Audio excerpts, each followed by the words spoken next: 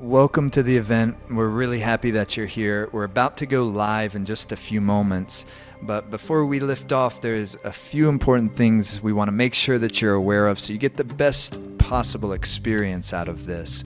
First of all, the sound current is supremely important to us, the musical experience. So if possible, we really encourage you to use good speakers or headphones to experience the class with. Second, if you have any pre-existing injuries, please take care of yourself, modify as you need to. Don't risk exacerbating an injury because of a yoga exercise. If you have any pre-existing medical conditions and you're not quite sure if this would be good for you, please consult with your primary healthcare practitioner and make sure it's the right thing for you. Also, make yourself relatively comfortable. You can use a cushion, and in fact, we encourage you in our seated positions, meditation practices, to use a cushion. It helps lift the heart up, keep the spine straight, and it's more ideal for the flow of energy in the body and for the meditation experience. You can even be sitting in a chair with feet flat on the floor for those of you that are unable to sit in a meditative sitting posture on the floor. Just use a chair, and for many of the exercises, that will work perfectly fine. And then lastly, if you're having any problems with the video streaming, try refreshing the page, or if you see a gear icon on the video, adjust your resolution. If you're new to this type of thing, just take care of yourself. If there's something that you don't quite understand, I wouldn't worry about it too much. Everything that needs to click will click after a few times of trying it out. Enjoy the experience. We're about to get started in just a moment.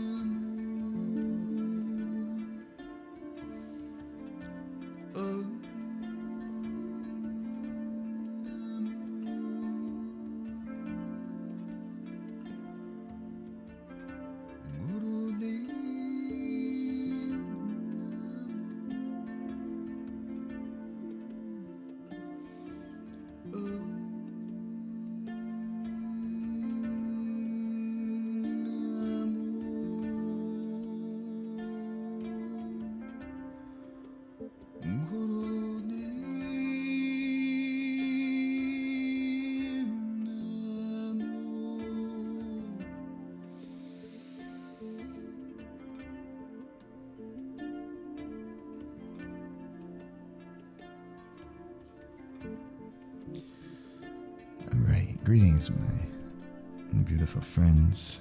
I'm so happy you're here. I'm so happy to be here doing this with you.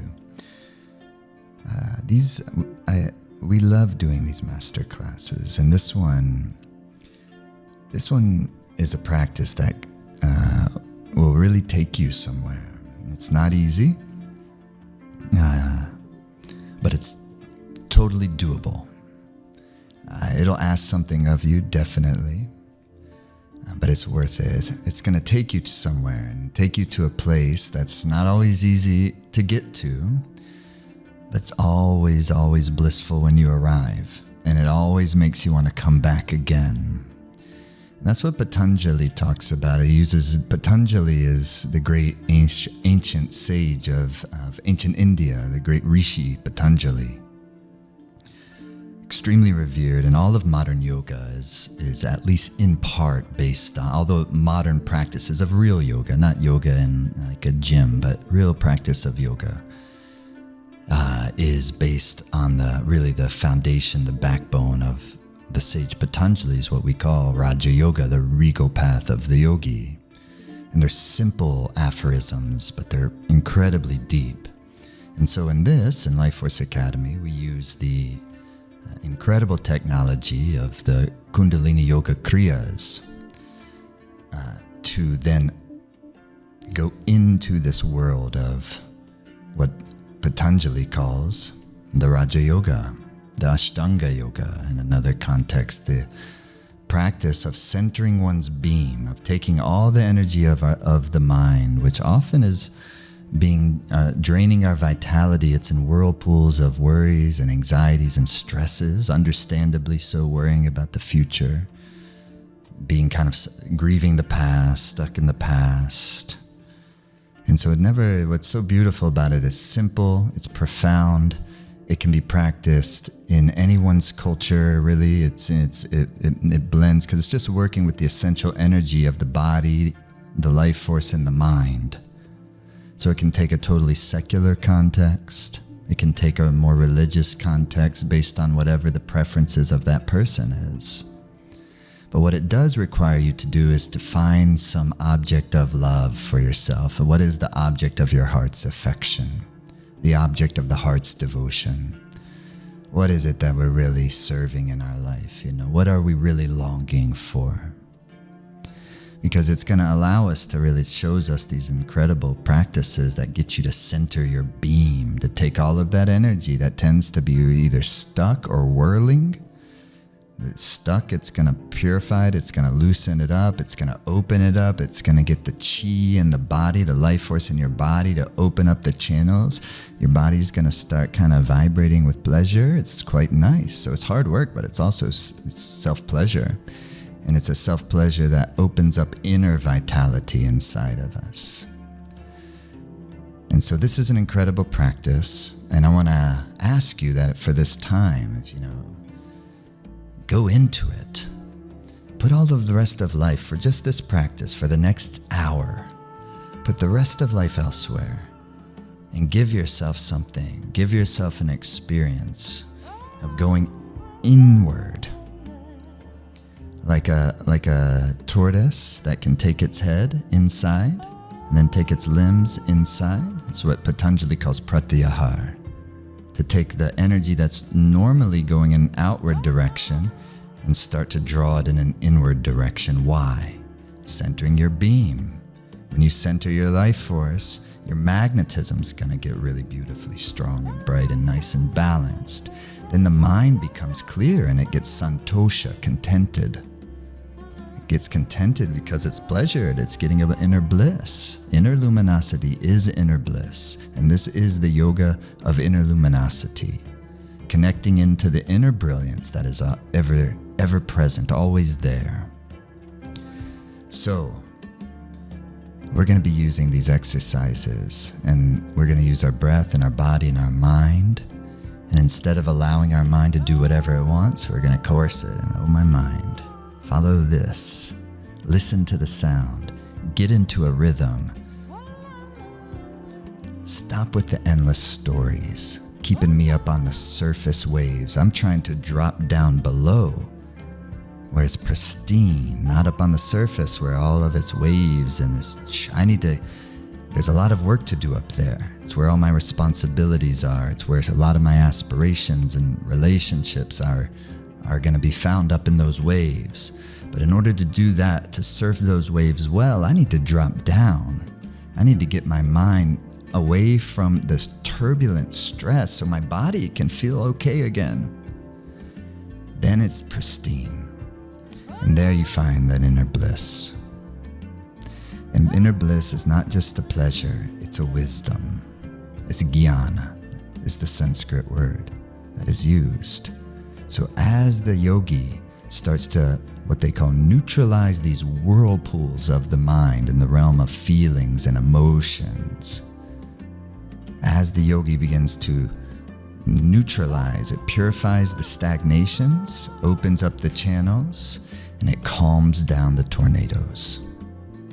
And all of a sudden you have this potency that is in the center of you. And people in your life will feel that. They're going to feel that coming through you. They feel your contentment.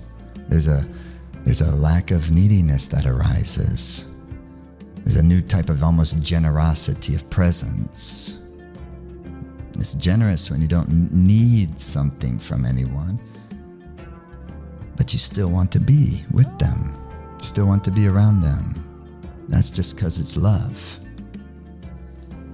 And that only comes when we create a type of inner satisfaction that gives us confidence. And that's something we can return to again and again. When you go into this inner state, what Patanjali calls in the Yoga Sutra abhyasa, when you're persistent, you have persistent effort, because that's what this practice is going to take of us. You take your hands to your shins, you sit right up on your sit bones to begin, and you're going to begin a spinal flex, and it's like this.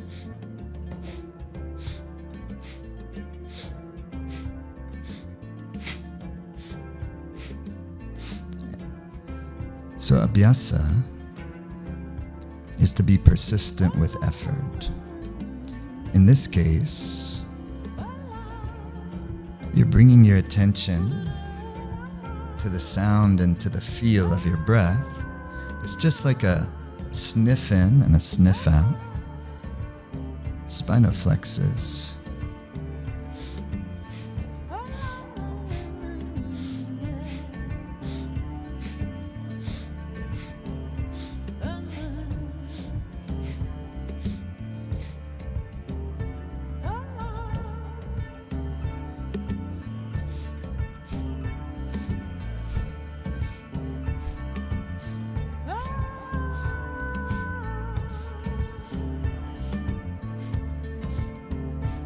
Feel your breath rhythm.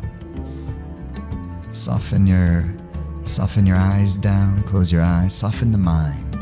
So at first we just apply qualities, soft heart, soft mind, follow the breath rhythm. Put the breath and the body together, synchronize them into one rhythm.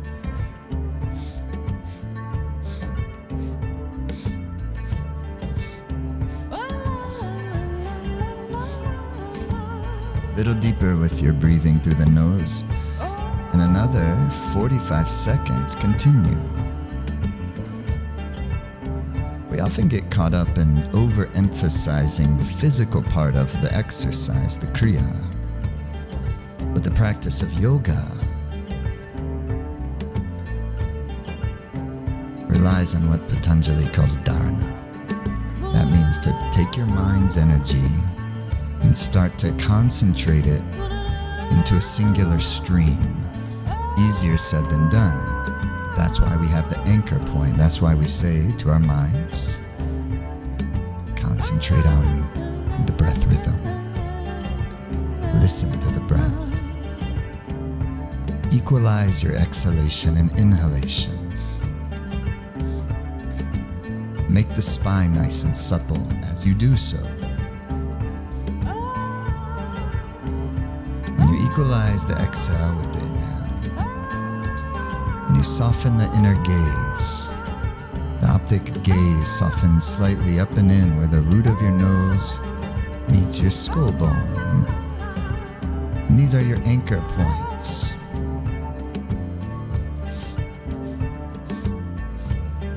And now please inhale deeply. Suspend the breath, soften your chest, soften your mind. Lift up your mulaman, pelvic floor, rectal sphincter, sex organ, navel point, up and in. Soften the chest, soften the mind. Soften the gaze up and in. And exhale. Perfecto. And then come with your hands onto your shoulders, fingers in front, thumbs in the back. Just let it swing.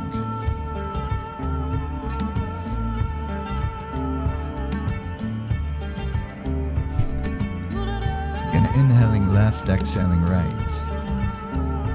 Just let it swing. And concentrate your mind's awareness on your breath.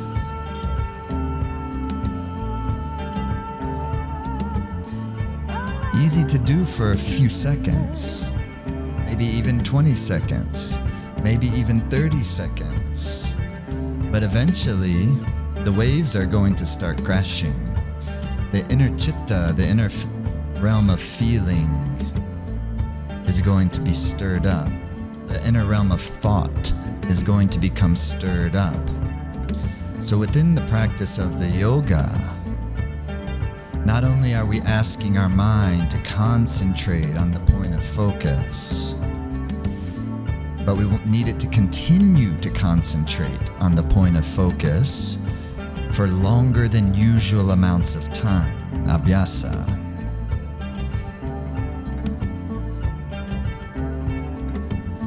But pretty soon, the mind is going to interject.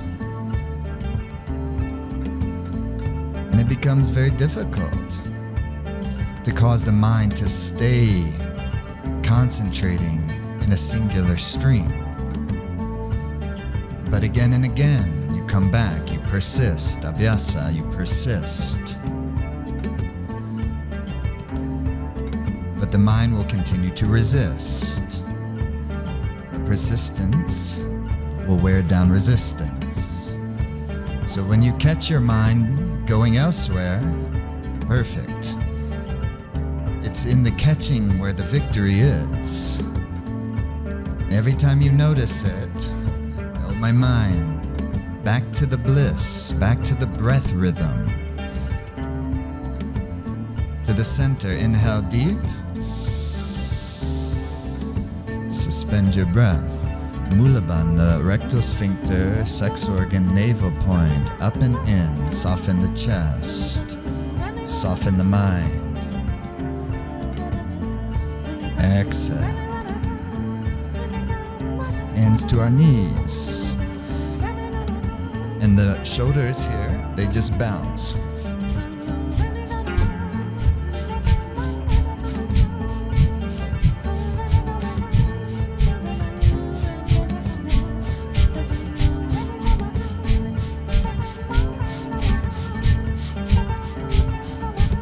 Bounce up and then they release down. If your body's not able to bounce like that right now, you just go. But either way, we're finding a rhythm. We're putting our breath into the rhythm. We're equalization of the exhalation and inhalation. That neutralizes the magnetic poles. That starts to centralize your chi. And even if you think you're doing a lousy job keeping your mind focused on your breath, even if you just keep doing the exercises, the mind's gonna start to cooperate. The prana is gonna start to center in the channel. The body's gonna start to get blissful, and it will no longer be much of an effort. It will be more of a pleasure and an exploration of wisdom space.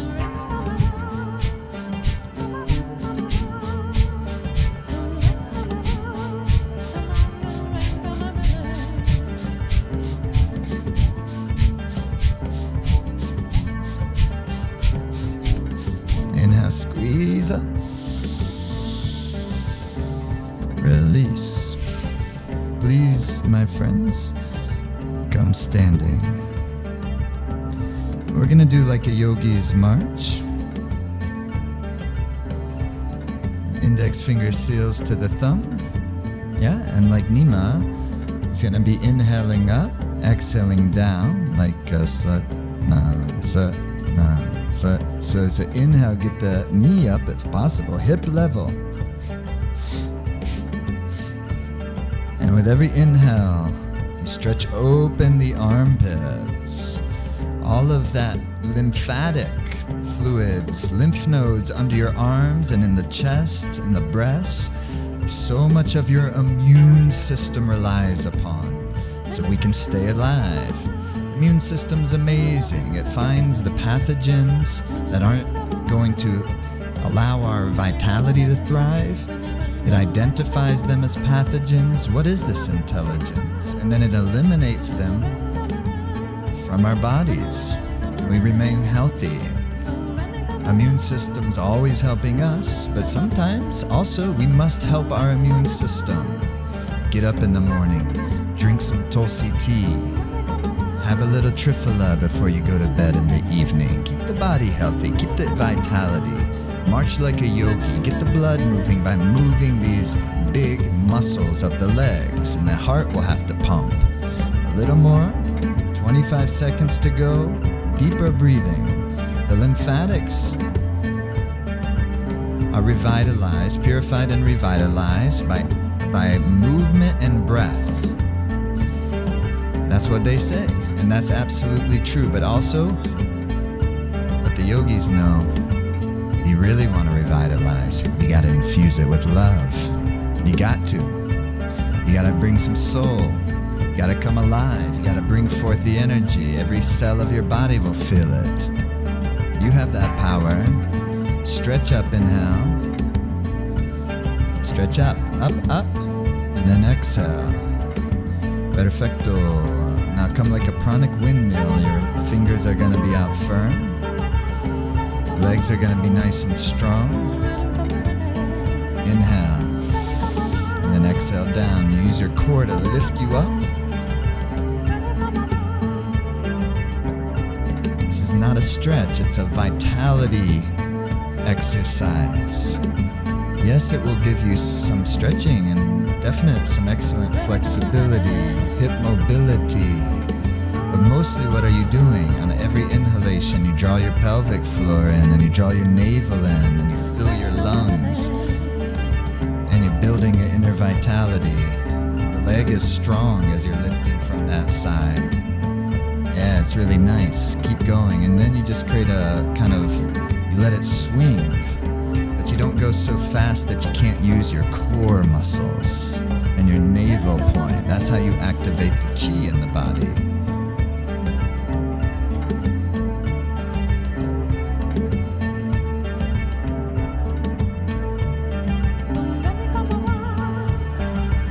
Yeah, infuse it with something beautiful. What is your life all about? What is your heart's wishing? Breathe in that way.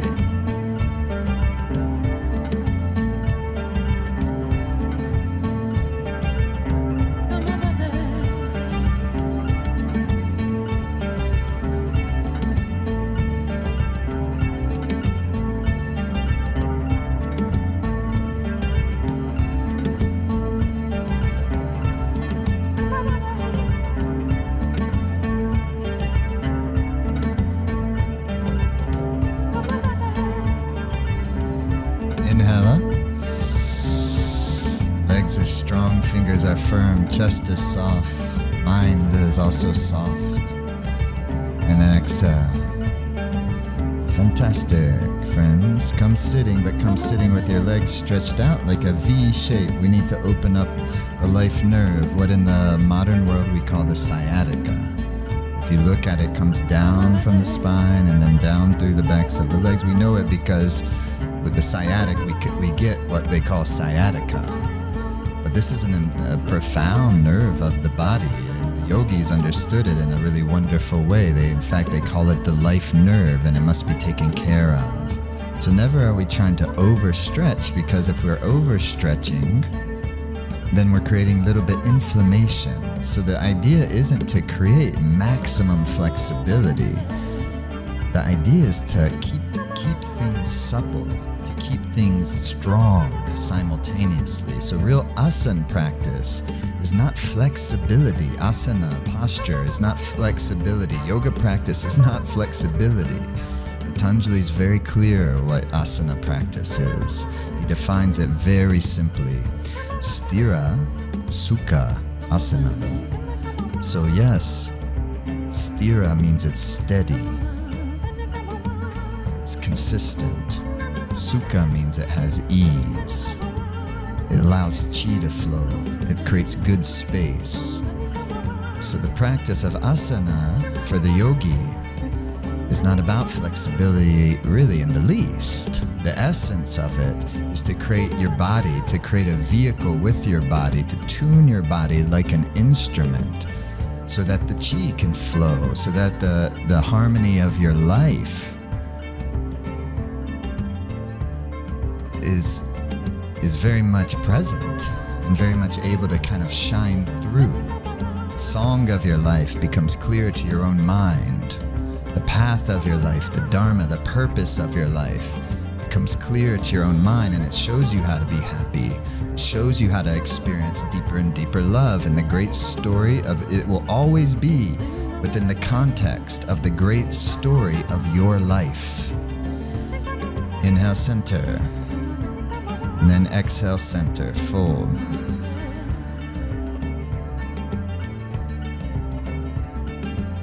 And breathe long and deep. Extend out through the chest. Shoulder blades dropped, and follow the breath now. And as you inhale, follow the breath. And as you exhale, follow the breath. Feet are flexed. Extend out. Follow the breath, my friends. As I inhale, imagine you're drawing with the breath the life force prana all the way down into your pelvic bowl. And as you exhale, it lifts up your spine and all the way up into the bowl of your skull bone. As you inhale, draw the prana. Use your creativity, use your imagination, your imagery to draw the chi down, and then draw the chi back up. Chi is life force. Chi is life force. Prana is life force. Prana is the Sanskrit. Chi is in the Chinese. But all of the great ancient traditions from all over the world understood it very, very well. And just as great of a science as our modern science is. It's not in opposition to our modern sciences. In fact, more and more our modern sciences are starting to agree. More and more, more and more. The more we understand, the more we're agreeing with what the ancients have always also understood. And relax, shake your legs out. Yeah, beautiful.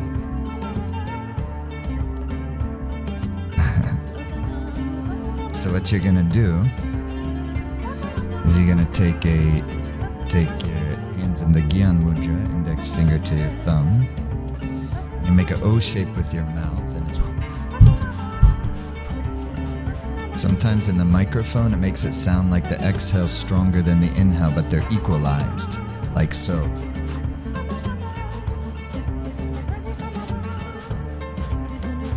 The tendency for most people is to make your exhalation stronger than your inhalation, but to do this pranayama, you need to equalize the two.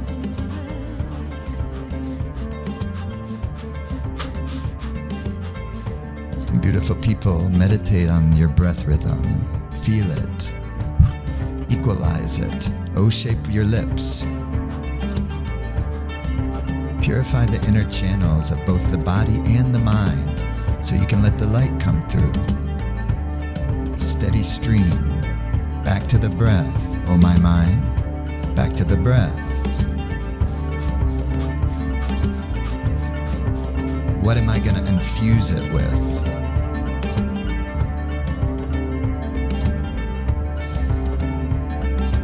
This is the first part of the yoga of inner luminosity.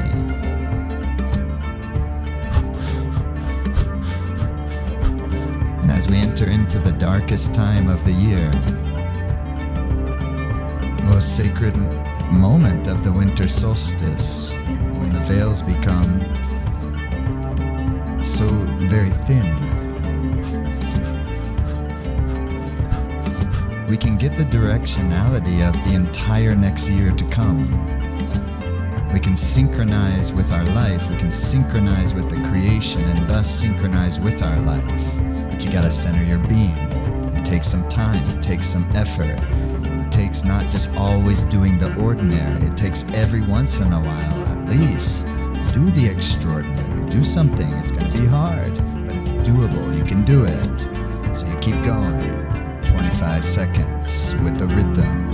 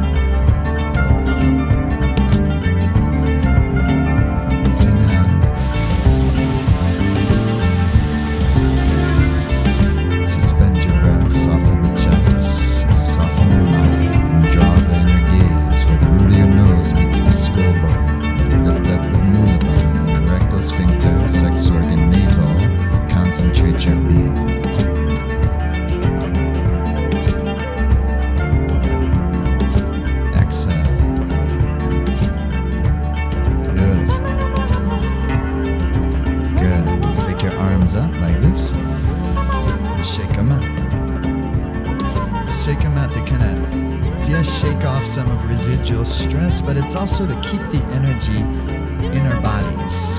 Yeah, we're not trying to, bueno, perfecto. We're not trying to, go total space cadet. It's easy to do that because sometimes it starts to feel so good, but we also want to keep in the practice. So with the practice in this system of Raja Yoga, of which Kundalini Yoga is based upon, you are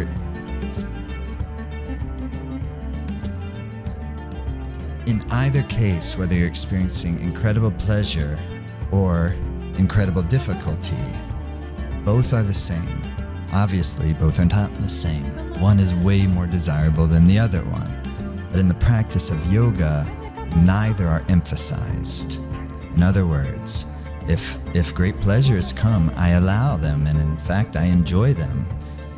But I'm not getting swept up in them because they're going to go. They're not always going to be there. You cannot rely on that. In the same way, if very difficult emotions arise, and I'm really grieving, and I'm really struggling, and I'm having a hard time, and I'm super lonely, and I don't know what to do, and I need to connect, and whatever it may be, if the suffering is there, I'm feeling it, I'm allowing it. Just as much as I'm going to enjoy that pleasure, I'm going to allow myself to feel the pain. I have to. Because if I don't do that, but I do that, I can't actually feel pleasure sufficiently. And that's why in life we become uptight, especially when it becomes too much masculine for so many thousands of years. And people get all worried now. And for thousands of years, there's been, masculine dominance. And that's changing. It's absolutely changing. It's already changed. But the change on the material level is the difficult part of it because our identity changes. But it's a good thing, of course. It's a good thing because the feminine thrives, everything gets better. And they can balance each other, And so when things are when we're not witnessing and feeling and experiencing our pain authentically, then we cannot authentically experience our pleasure. And then our pleasures that we're always going after in our sexuality, in our career ambitions, and all the things that give us in many types of relationships, all the things that give us pleasure and satisfaction in life that we all want so dearly.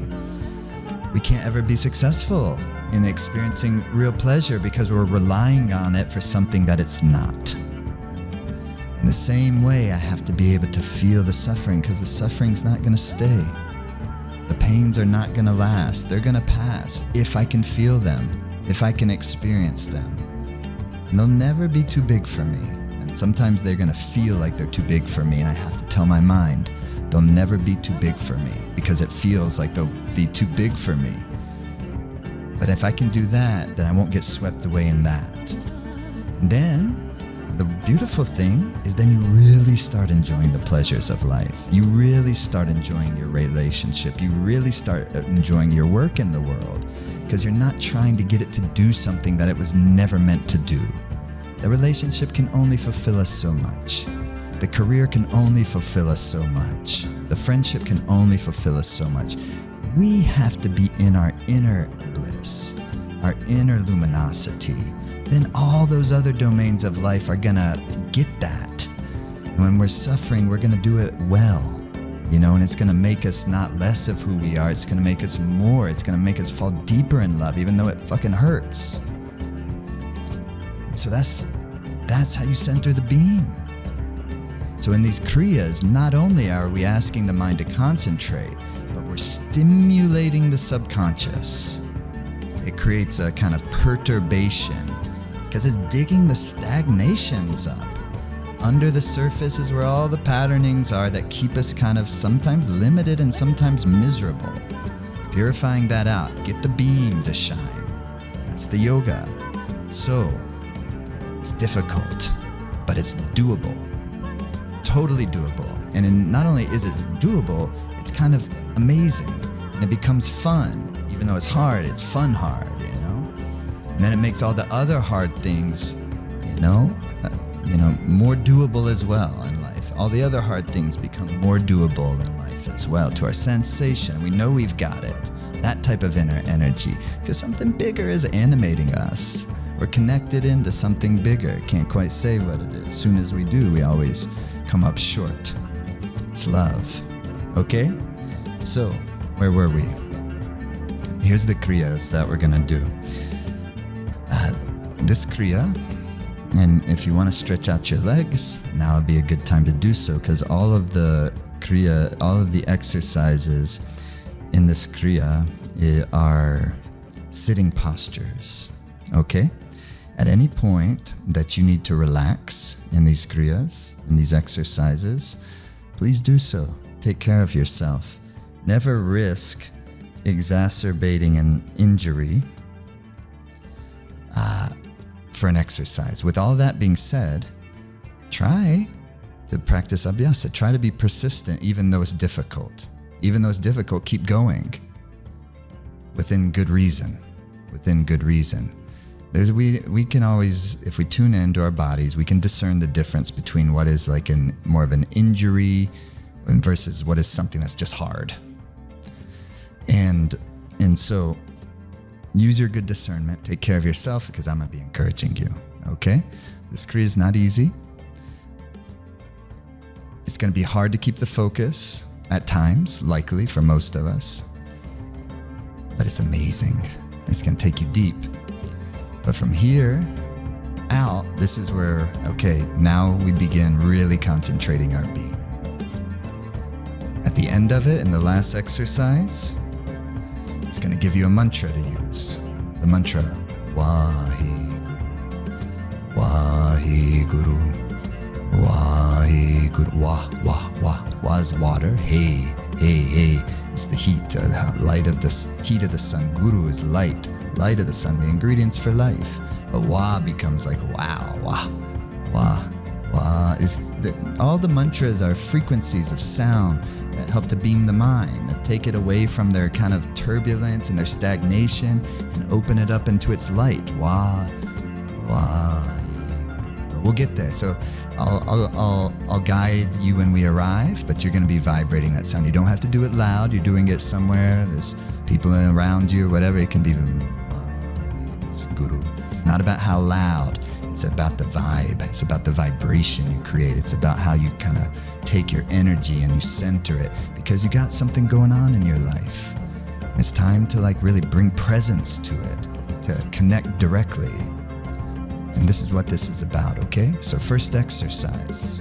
You're gonna take your index fingers up like this, and you hold your other fingers down with your thumbs, and you need to make these index, this is Jupiter's finger, you make them as tight as steel, and you hold it as tight as steel throughout the entire exercise, okay? Tight index fingers, okay? Then this part, maybe you don't like, especially if you're on camera like Nima, but you wrinkle your nose, and you reveal your front teeth. And then what you do is a very powerful, not fast, but strong exhalation and inhalation through the nose, like a...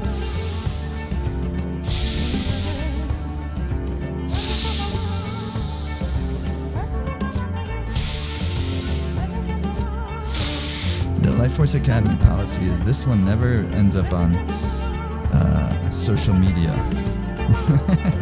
Wrinkle your nose, everyone, and forget about what you look like. And this stimulates Ida and Pingala nadis, the positive and negatively charged channels that start at the base of your spine and spiral around the spine and end at your left and right nostrils.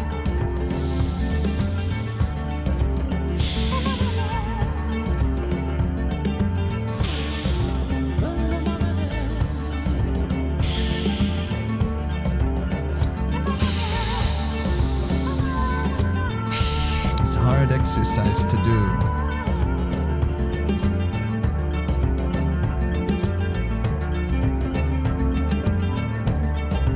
Try to keep your nose wrinkled and try to keep the index fingers strong. This is a serious practice.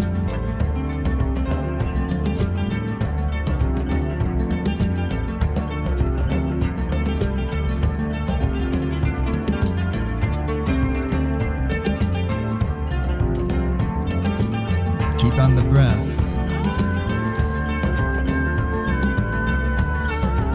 you kind of meet the intensity of it, you kind of lean into it because life has an intensity, and there's an intensity on the under surface of the psyche, the subconscious mind. It's like the constellation of Scorpio. You have to go down, dig deep into the psyche and purify the channels. So wrinkle that nose, keep the fingers stiff, and just for a couple more minutes, it's a very powerful breath.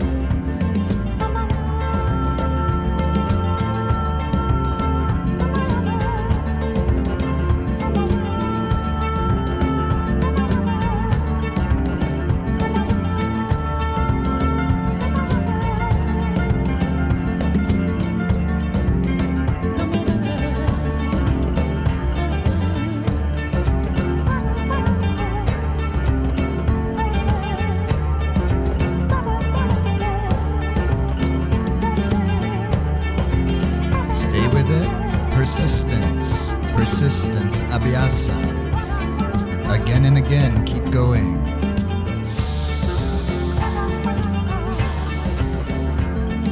Abhyasa means that the practice has a relatively long duration.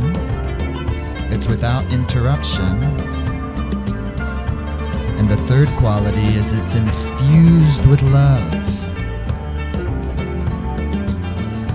So, for the last stretch of this one, connect it to your life.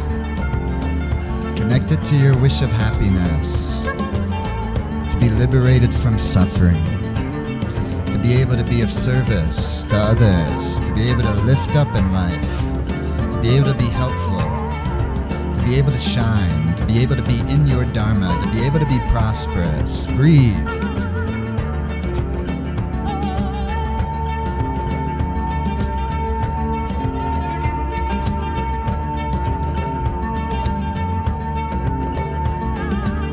Seconds. Keep going.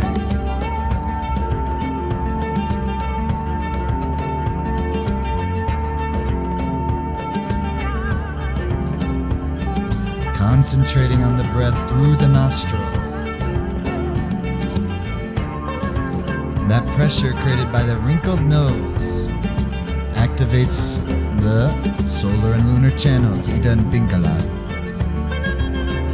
It's a very profound science. The job now is to concentrate on the breath. And through your nose, now inhale deeply. And slowly exhale and relax the posture. And keep the eyes closed down. And just feel.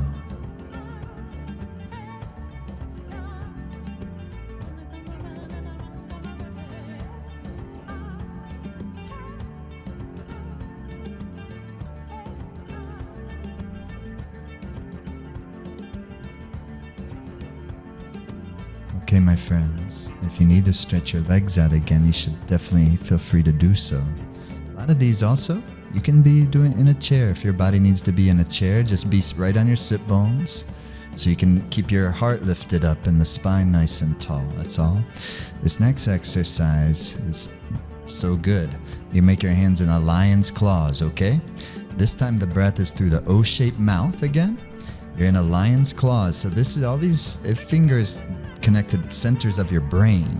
So tight fingers, and it's like this.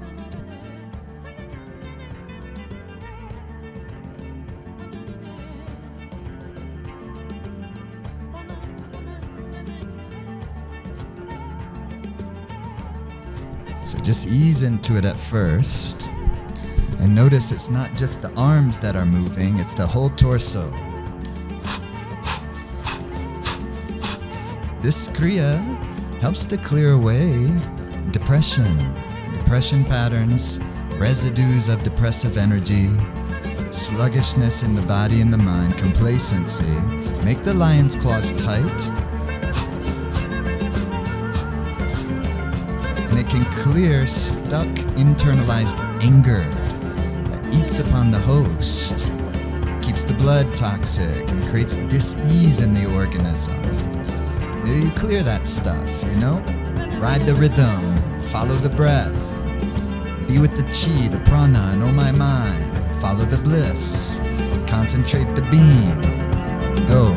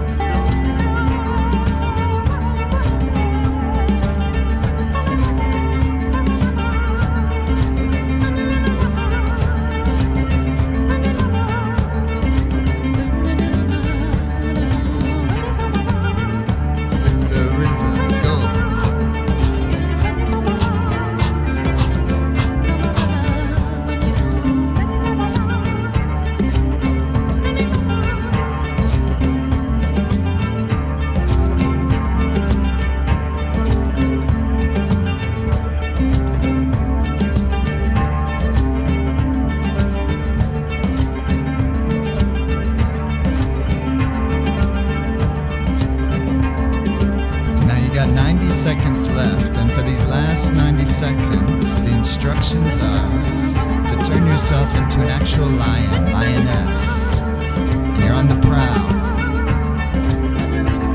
you're on the hunt, your whole energy, single, pointed, focused, regal, powerful. Go.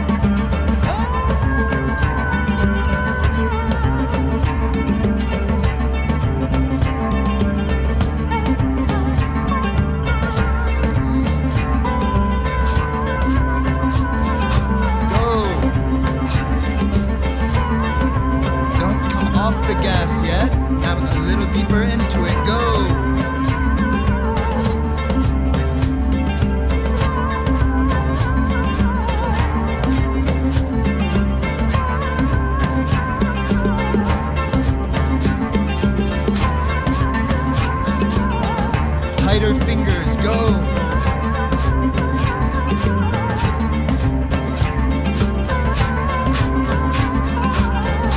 Inhale, left arm out, right arm back. Tight, tight fingers. Tight, tight fingers. Tight, tight fingers. Through the O-shaped mouth, exhale powerfully. And switch. Inhale. Tighten the fingers, lift the pelvic floor. Tighten so the fingers shake, tighten, tight, tight, tight, tight, exhale. Una más, inhale. Squeeze, squeeze, squeeze, squeeze, tight, tight, tight, tight. Fingers tight. Relax, relax, relax, relax, relax.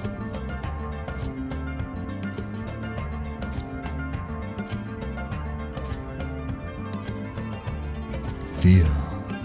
Be.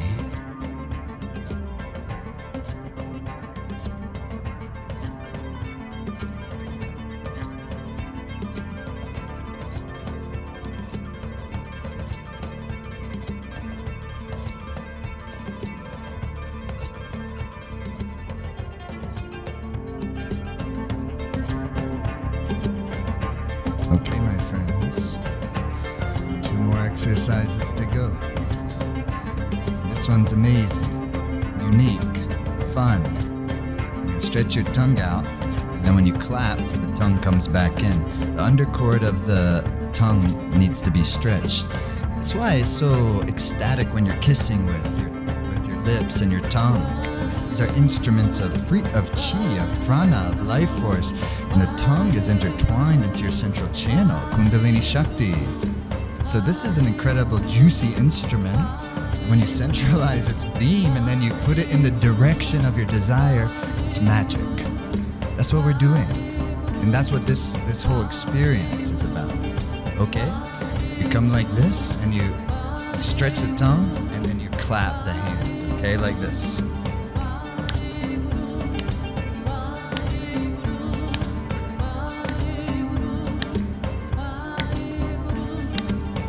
2 exercise, not letting the mind go anywhere else. Who cares what's going on the phone, for the Lord's sake? Stretch the tongue, clap the hands, stimulate your hands. Stretch your nerve. Stretch that central nerve. Communicate to your inner energy, your inner body, your inner organism.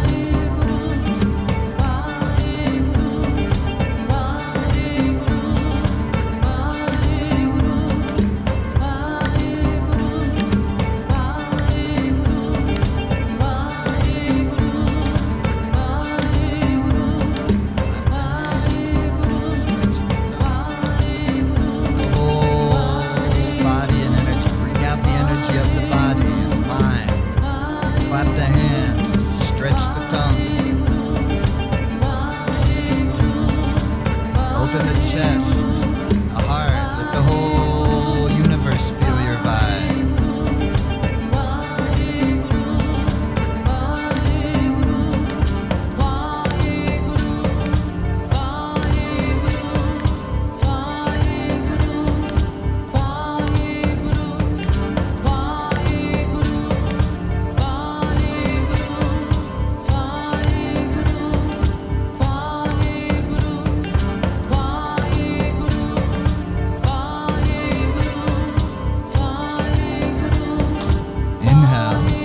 Stretch the hands out, fingers tight, stretch your tongue out. Fingers tight, tongue out. Through your nose, exhale. Inhale. Lift the pelvic floor, rectal sphincter, sex organ, navel. Squeeze your spine. Squeeze your fingers tight, stretch your tongue maximum. Kalima, stretch the tongue out. Exhale. Inhale. Fingers tight. Lift the pelvic floor, squeeze the spine, stretch your tongue out. Relax.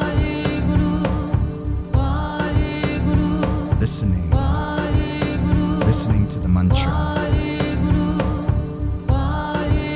Allowing the energy of your mind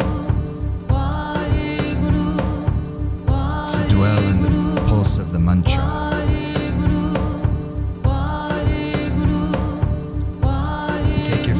Up to your forehead, 4 fingers of each hand up, straight up the middle of the forehead, thumbs relaxed up, chest out, shoulder blades released down, chest out.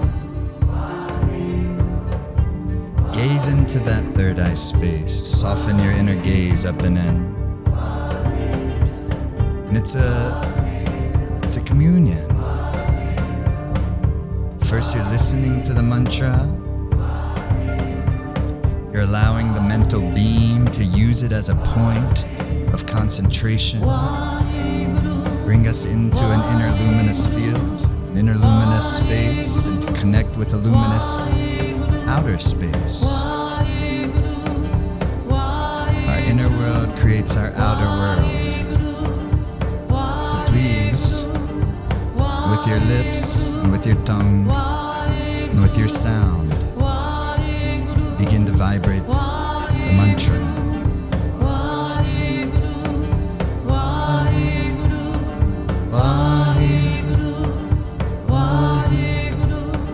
Vaheguru,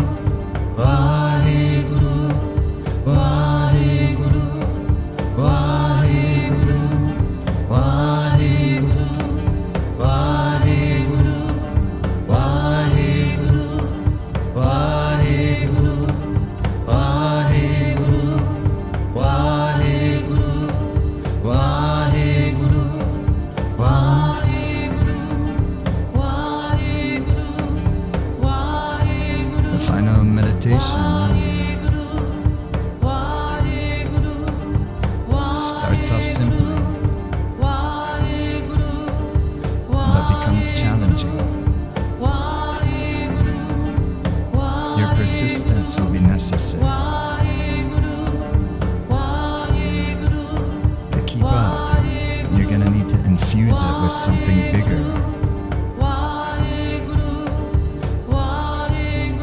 Vibrate.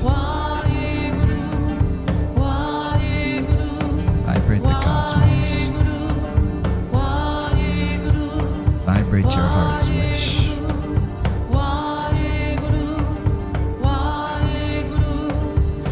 Beam the mind. Chant the mantra.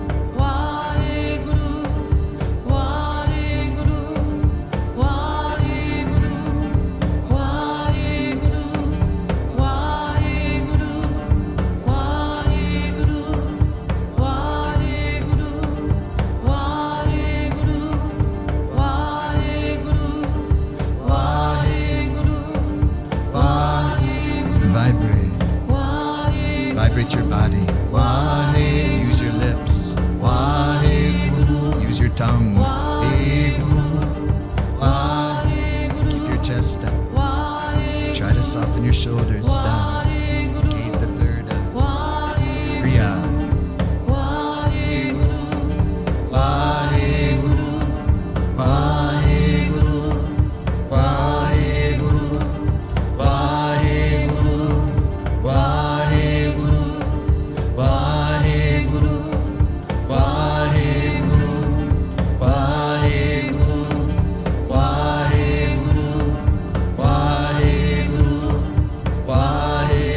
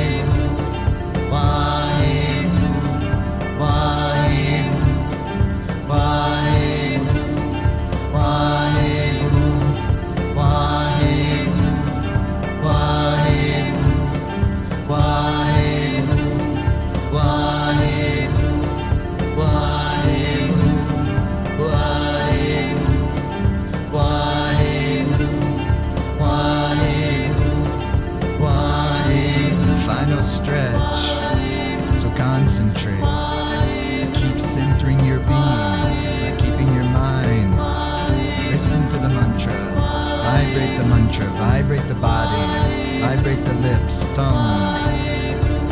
Vibrate your central channel.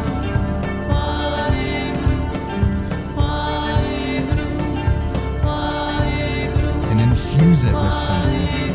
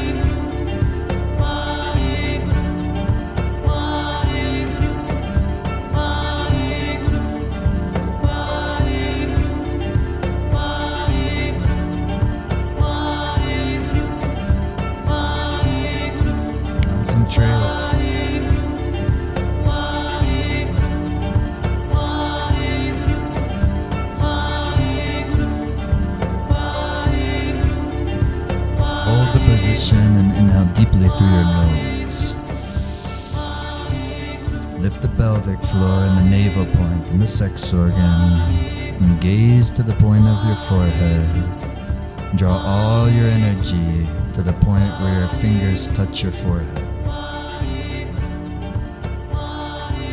Hold the posture through your nose, exhale. Inhale. The root lock, gaze the third eye and draw all the energy to that single point, listening to the mantra.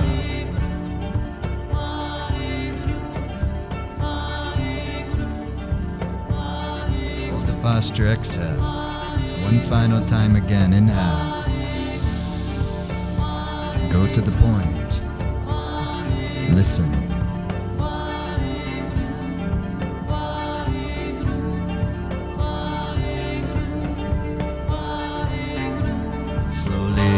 Exhale. Relax your posture. Keep the eyes closed down. And sit for a few moments. Perfect stillness.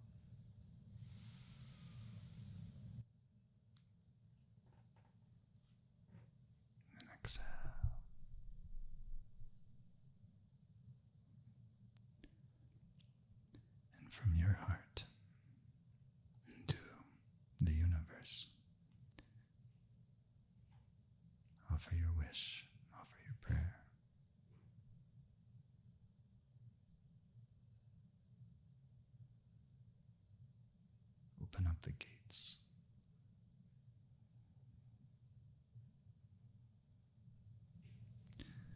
Sometimes you can do that, Beautiful, relax. Sometimes you can do that. That's the beauty of this stuff. You gain access to, a very deeply sovereign domain. Sometimes, for some things, for at least that next step of your life, you can open it up. You can connect. You can take all your energy into a single point. And whatever it is that you're needing and you're wishing to bring forth in your life right now, you can do so. And it's using the great power of our minds. We all know the mind is powerful, but very few people ever actually in their lifetime harness the power of their mind to do what they can possibly do. All of us, it's unimaginable, but we can do.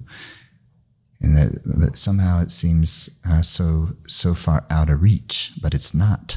That's what the Raja Yoga, that's what the Yoga Sutras, the Patanjali Sutras teach us how to do. And then they tell you, it goes through it all. And this is what we're going to be doing over the winter solstice this year. Always my favorite time of the year.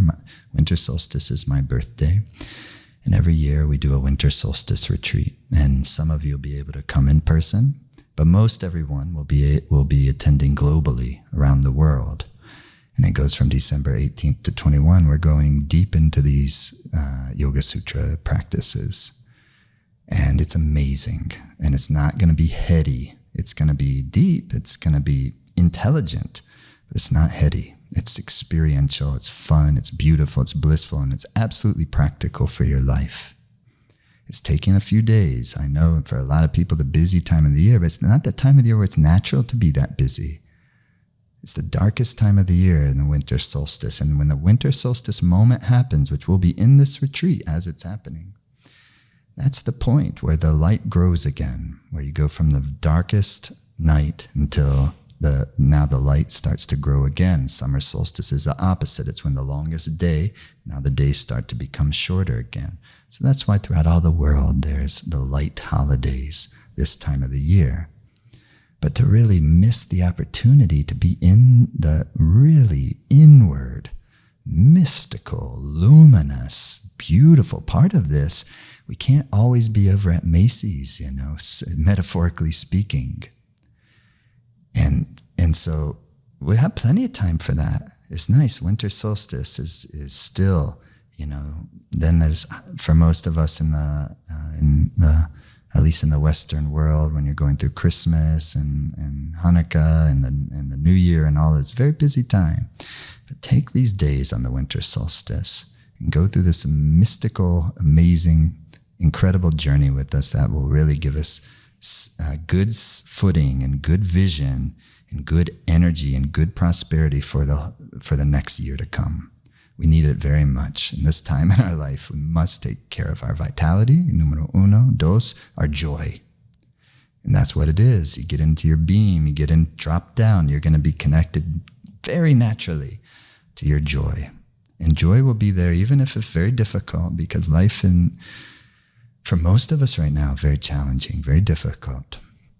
And most likely will continue to be so in some ways, in some important ways. Things are moving very quickly. Things are very uncertain. Things are very turbulent. This is the time to center the beam. And so I want to invite you to do that. My birthday wish is for, if you feel the call and you have the wherewithal to be a part of this, to join us in this and go through these yoga of inner luminosity. And Patanjali says, when you start to master, for instance, when you start to master what he calls satya, when you're able to kind of put your words with authenticity, then it says, then you gain what they call vaksiddhi, when your word becomes bond, truly, not just philosophically, but when your life force and your word and your intention, your motivation, your life force and your word come into synchronicity. This gives you what they call vaksiddhi, means what you say shall happen. So it's very powerful stuff. And that's why always the starting point is, what is our real motivation? Not only can it be just for ourselves and our plight and our predicament, but also how is our life being helpful to others? How are we adding? How are we being creative? How are we helping also to be helpful, to uplift in some form or fashion? Sometimes it's a genuine smile to my son. That's what I'm helping to do, to uplift, It's just love and nothing else matters. And sometimes it's to some stranger and nothing else matters. It's just a smile. Why not? Who cares? It's love. That's how we can uplift the world. And it's always right in front of us. That's what this is about, the yoga of inner luminosity. So this was a taste into it, part 1, but part 2 is to do the whole thing. And so let me tell you about it very, very briefly to see if this is something that you find, yeah, maybe I'm going to do this. I'm going to be joined by some amazing people for this. First of all, I'm going to be joined by Simrit. You've been hearing, most of you are familiar with Simrit. She's a world-renowned singer, and she's an amazing yogini as well. And she has an excellent, she's so brilliant and gifted in so many ways. Her sense of melody, her musicianship, her voice, but also her ability to, her abilities as a yogini, as a practitioner, who I've known my whole adult life, and witnessed her development and her brilliance also as a yogi, not just as a musician. And she knows how to work with a sound that is a magical experience. So whether you're with us in person, that will be at the Menla Mountain Retreat in the Catskills of New York. If you can make it there, I know nobody's going to say, well, the Catskills in New York, that's cold. Unless you're already in New York, get to the Catskills, Menla Mountain Retreat's one of the coolest places in the world. And in this deep winter, lean into it. Come into deep winter solstice at Menla in the Catskills. It's built by Tibet House and Bob Thurman, and up for His Holiness the Dalai Lama. It's an amazing place. And who else will we be joined by? I'll be joined by none other than Tenzin Bob Robert Thurman, one of the great Tibetan Buddhist teachers in the entire world, and definitely in the West. He's a legend. He's an incredible person. If you're not familiar with Bob, you must. At one point, Time magazine named him one of the 25 most influential Americans. He's done an incredible work in his life. He's in his mid-80s now. He is a great Dharma teacher. He's a great, amazing, hilarious human being. And he's going to be joining me. So on the first evening, which is December the 18th, and by the way, you can do it on demand. You don't have to do it live with us. If you can't do it the weekend over the winter solstice, but you can do it over the next weekend over the holidays, do it then. Because if you get this, our global immersion, that's what we call the virtual, is our global immersion, because we make these things transmits. It's not a Zoom room. We open a Zoom room also, you can get on there so you can hang out with other people while you're doing it. But the broadcast and the experience is not coming through Zoom. We want to make sure it's coming through high quality video, high quality sound for you. It's lovely. We're going to bring you right into it. If you're virtually, we're going to have a community also going. There's going to be people from our team hanging out with you. It's really cool. If you want that, not everybody wants that, but a lot of people do. A lot of people feeling isolated and they don't know anyone else doing this type of stuff. You're going to meet a lot of cool people. You're going to make it, whether you're virtual and you want to participate in the community, especially if you come in person, you're going to make new friends you'll have for the rest of your life, for sure. And there's people coming from all over. So the first night, I'm going to be joined by Simrit and an incredible band. I'll tell you more about the band later. But incredible musicians, Simrit and myself, we're going to open it up, session number 1 on December the 18th. And we're going to enter into this, what you got a little bit of a taste of tonight, but we're going over these 5 sessions over between the 18th and the winter solstice on the 21st.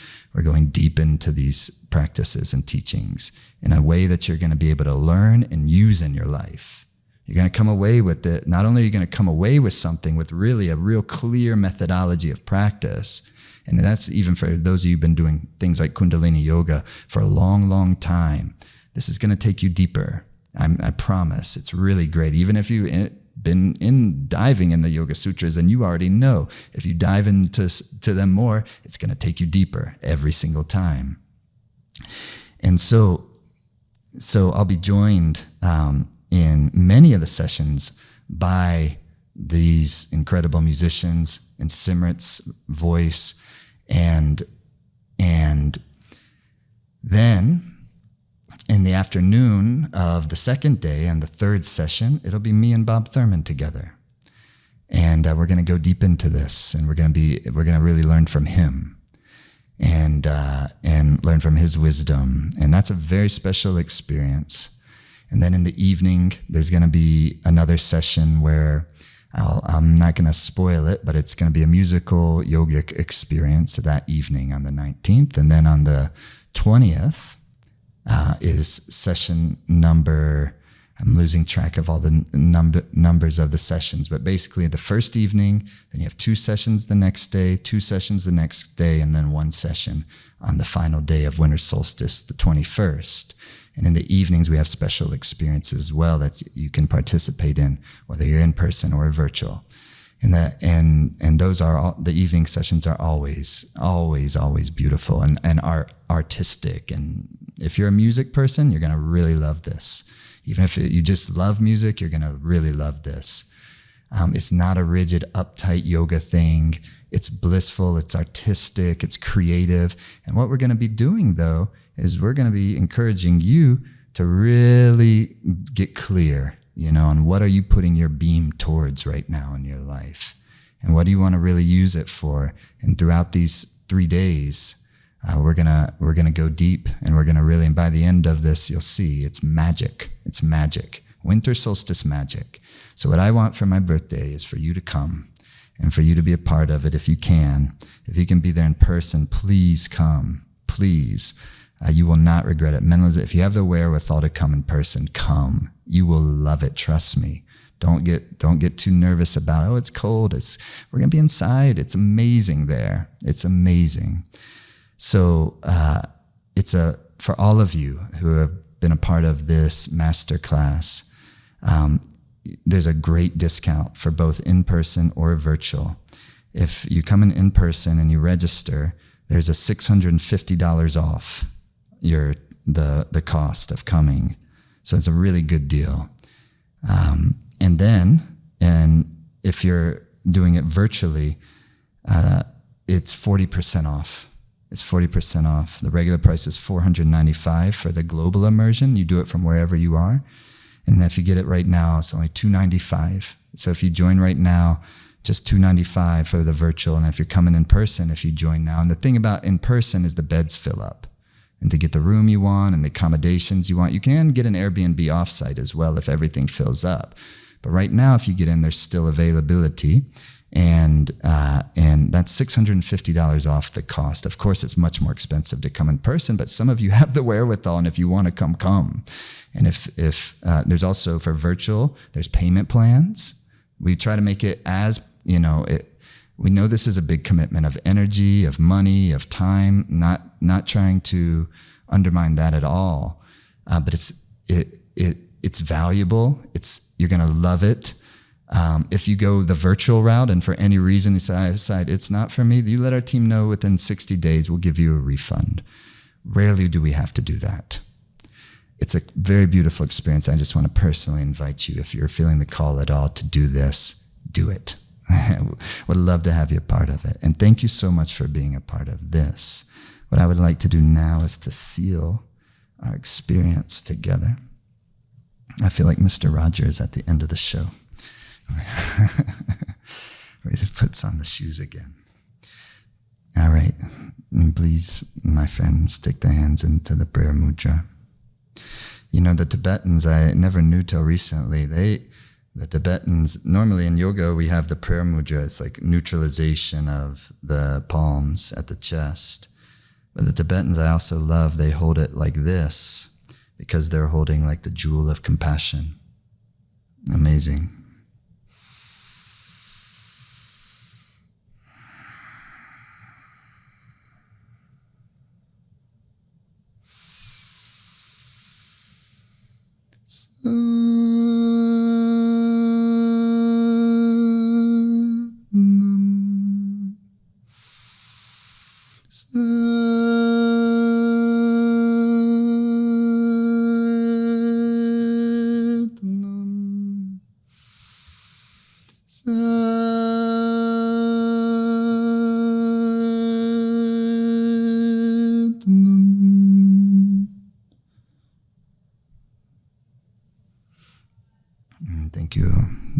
you. Happy holiday time. Happy winter solstice time. Okay, I hope see you very soon. If nothing else, make sure to, check out Life Force Academy. Consider being a member. Every week, we're all new classes every week. Amazing tools, practices, all the music's in there. So if nothing else, check out Life Force Academy. And also, I hope to get to be a part of the Yoga of Inner Luminosity Winter Solstice Retreat 2025, Satnam.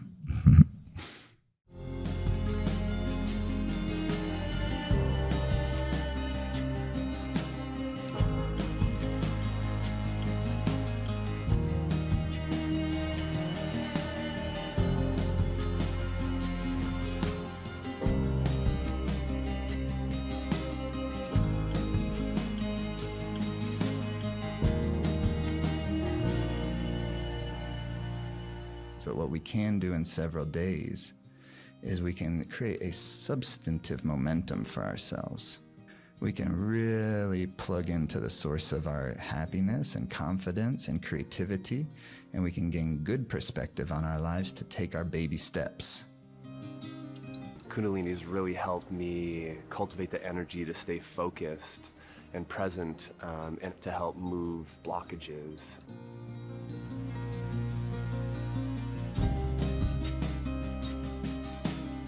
Doing it online is kind of almost doing it in present. It's like really, you get the same exactly benefits.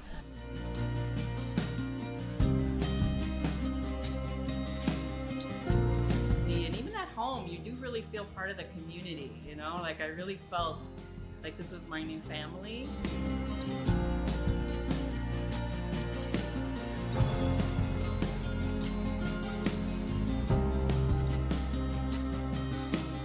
My first online session, the shift in my thinking, in my attitude, the increased happiness, it's like nothing else that I've ever done online. Nothing else. Of course, the voice of Simrit and the entire band, the sound current just moves through you.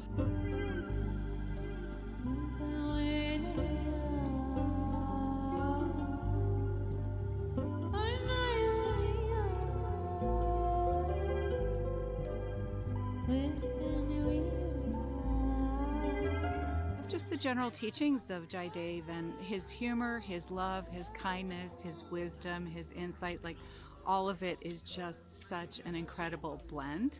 If we can create a little bit of time to not only do a good exercises, center our life force, but to also arouse our wish for real happiness and the conditions of happiness, which means that I'm wishing for you to have real happiness and the conditions of happiness.